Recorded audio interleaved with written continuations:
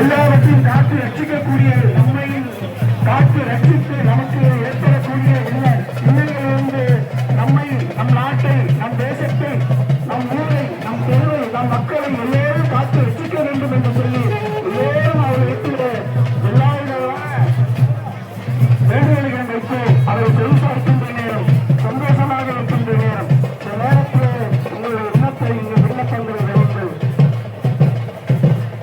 இதே தீவிரியை காண்பிக்கக்கூடிய நேரத்தில் நாம் நெருங்கிவிட்டோம். பக்தர்களுடைய எண்ணத்தை எல்லாம் அம்பாள் குடிபுரிந்து கொண்டிருக்கிறார்.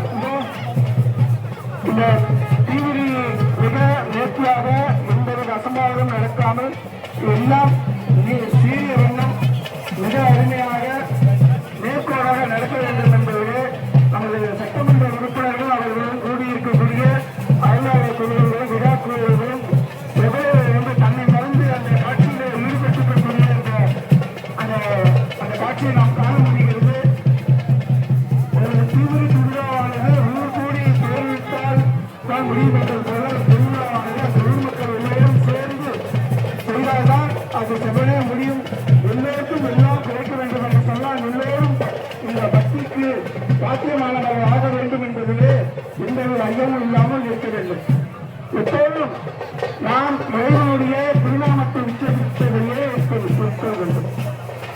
இதோ இந்த கழகம் இப்போது மிக சரியாக இருக்கிறது.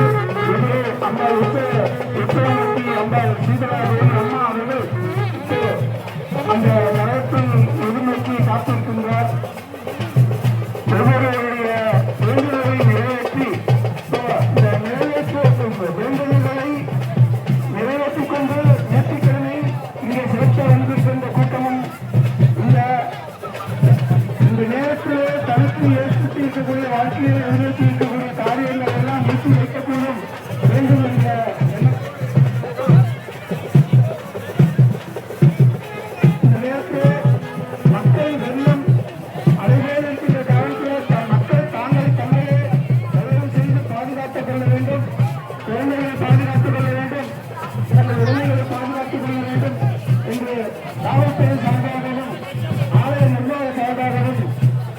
அன்போடு மீண்டும் மீண்டும் வெளியிட்டு பெற்றுக் கொள்கிறோம். பயபக்தி என்று சொல்வார்கள். அப்படி நீங்கள் பயபக்தியோடு ஓம் சக்தி மாசக்தி ஓம்